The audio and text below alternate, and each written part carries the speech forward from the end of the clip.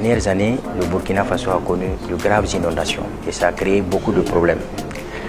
Et pour résoudre ce problème, trouver des solutions, les plus hautes autorités ont décidé de doter le pays d'outils qui vont nous permettre de pouvoir prévenir ces événements-là à l'avance, de manière à ce qu'on soit prêt pour pouvoir les prévenir et s'organiser.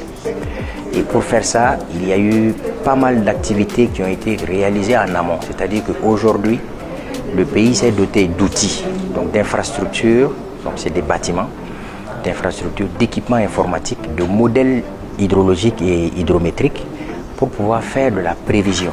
Aujourd'hui, au Burkina Faso, on est en mesure de suivre en temps réel les événements hydrométéorologiques.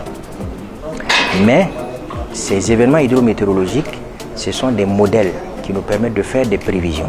Les modèles ne sont pas très sûrs. Donc, pour pallier à ça, il faut qu'on puisse s'exercer à l'utilisation de ces modèles-là et aussi mettre en place des procédures qui vont nous permettre, en cas d'inondation, de pouvoir activer des activités qui vont protéger la population. Cet atelier a été organisé pour faire un retour d'expérience sur ce qui s'est passé à Eredougou le 21 août 2024. On a reconstitué l'événement du point de vue météorologique. On a regardé qu'est-ce que les modèles ont dit, que les modèles hydrologiques et les modèles climatiques. Et sur la base de ça, on a constaté sur le terrain un certain nombre d'événements. Certains modèles ont prédit l'événement, d'autres ne l'ont pas prédit. Mais les structures locales d'une manière générale, c'est-à-dire la DGRE, le CONASUR, la DGPC, l'ANAM, ont par leurs moyens identifié le phénomène et commencé déjà en amont à prendre des dispositions. Donc cet atelier, le premier module a donc consisté à faire le point de ce qui a été fait sur le terrain, à regarder qu'est-ce que les modèles ont prévu, quels sont les ajustements que nous pouvons faire.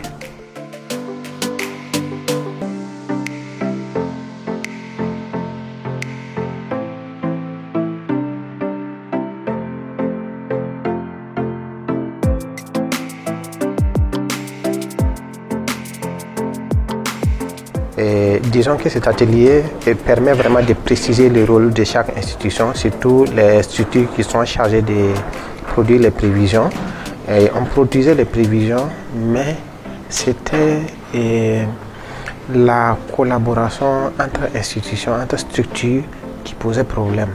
Maintenant, cet atelier est venu mettre à nu nos lacunes en matière de collaboration entre institutions et ça a été l'occasion de fixer, de connaître les rôles que chaque structure doit jouer pour que les événements qu'on a vécu l'année passée, même si ces événements devraient revenir, on ne le souhaite pas, que la façon de communiquer, la façon de l'aborder, la préparation puisse vraiment se mettre en place en amont par la prévision des structures qu'est la DGRE et l'Agence nationale de la météorologie que nous faisons partie.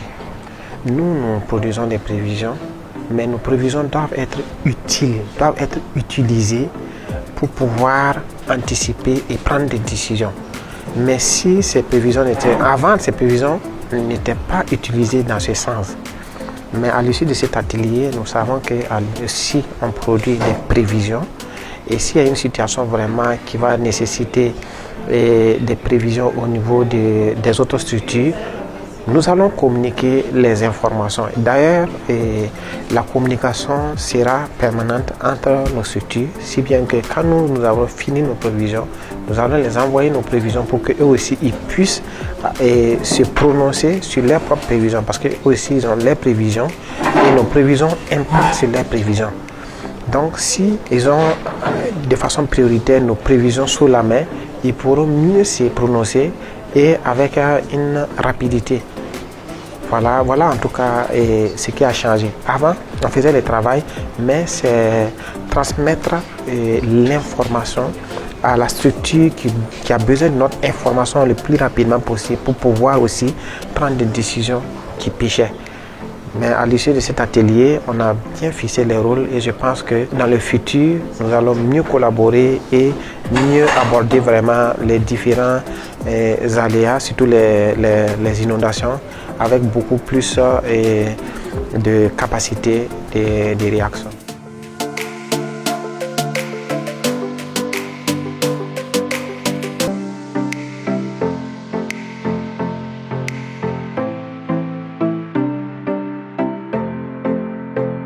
À l'issue de cet atelier, il y a eu pratiquement 2 changements majeurs. Le premier concerne donc le volet les appellations en termes d'alerte et de vigilance. Alors avant, la météo et la DGRE, quand ils publient les événements d'inondation ou de pluie forte, de forte pluie, nous parlons plutôt d'alerte. Alors actuellement, la donne a changé et les services hydrométéorologiques ne font pas d'alerte. Nous faisons donc la vigilance. Donc tout événement d'inondation, ce serait donc appelé donc une vigilance pour que les gens se préparent. Alors c'est plutôt les services de la protection civile et du CONASUR qui font ce qu'on appelle donc des alertes, parce qu'il y a des dispositions antérieures donc à prendre pour gérer ces inondations-là. Je prends par exemple, quand vous faites des alertes aux inondations, il faut prépositionner une équipe sur le terrain pour les apporter secours. Au niveau du CONASUR, il faut apporter du quoi manger à la population, il faut apporter des abris à la population. Ça, c'est des alertes accompagnées des actions concrètes sur le terrain. Mais nous, services hydrométéorologiques, nous faisons la vigilance sur la montée du niveau des eaux, sur la quantité de pluie qui va tomber pour que les services techniques qui sont chargés de faire des alertes là puissent à la suite donc émettre ces alertes. Et le deuxième changement, c'est le rôle de tout un chacun dans la chaîne d'alerte et de vigilance. La Direction générale des ressources en eau et la météo sont en position réellement de vigilance. Nous prenons donc, nous faisons nos analyses hydro et les analyses météo. Nous prenons donc des décisions et nous contactons en concertation avec la météo. Nous transmettons donc nos vigilances là aux services techniques chargés donc de faire des alertes. Avant, ce n'était pas le cas. Donc, à l'issue de cet atelier, nous savons maintenant à qui communiquer les informations, qui doit prendre les décisions en termes d'annonce d'inondation ou qui doit prendre les décisions en termes d'alerte. Cet atelier de simulation nous permet encore d'améliorer notre système d'alerte précoce. Effectivement, avant, le SP CONASUR effectivement émettait aussi des alertes. Voilà. Mais effectivement, avec cet atelier, j'ai rendu compte qu'effectivement, nous gardons toujours notre, moi je dirais, conserver toujours notre activité. Voilà. Mais cette fois-ci, c'est de façon coordonnée. Voilà. Puisque effectivement, on se rendait compte qu'il y avait beaucoup de structures aussi qui avaient leur système d'alerte précoce et de façon éparse. Voilà, chacun effectivement essaie aussi d'émettre les alertes. Mais cette fois-ci, il y a une certaine coordination. Voilà, à savoir qu'effectivement, à travers une structure qui va émettre la vigilance, nous nous contenterons effectivement voilà, de formuler effectivement ces alertes-là à l'endroit des autorités et effectivement à l'endroit des populations. Donc ça vient effectivement améliorer et beaucoup plus la coordination, surtout la coordination entre les différents systèmes qui sont là. Voilà, en vue vraiment d'aider nos populations à pouvoir mieux gérer voilà, les cas d'inondation qui se présentent. En alertant et en touchant les autorités, voilà, ça leur permet de prendre des décisions. Voilà, bien sûr en faveur des populations sinistrées. Je pense que ça va venir encore beaucoup plus se renforcer. Voilà, améliorer le quotidien de ces populations-là qui connaissent ces catastrophes naturelles.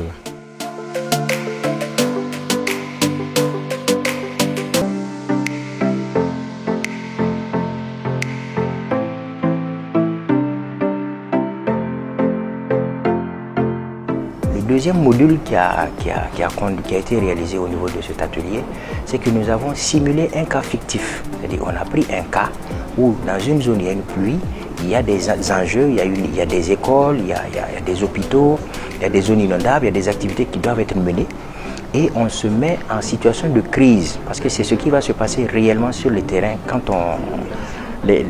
tout le système sera activé. Donc on se met en situation réelle, comme si c'était la réalité.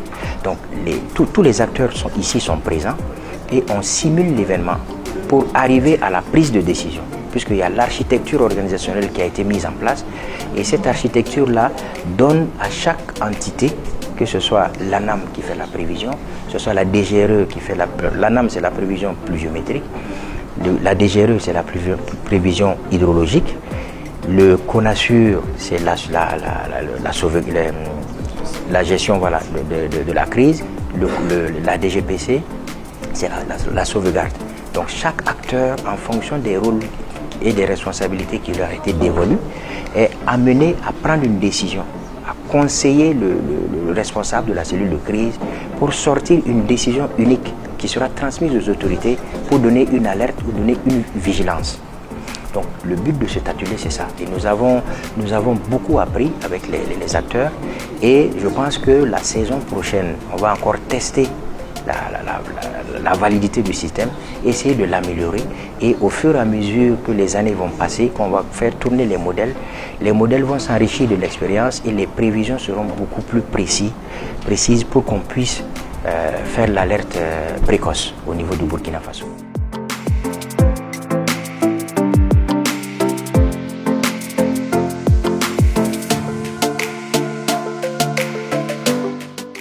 Pour l'atteinte de ces différentes actions, le consultant vous a conduit à un jeu de simulation qui a consisté à faire des prévisions sur une semaine et prendre des décisions pour une population d'un village choisi.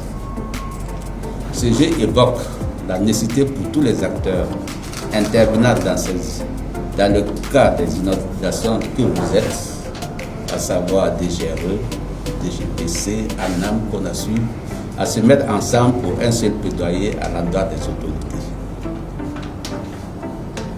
Cela ne sera pas facile, mais à votre belle insistance, vous serez sur la bonne voie. C'est donc en fait juste ces mots. Je déclare clos le présent atelier tout en vous souhaitant bon retour dans vos foyers d'accueil.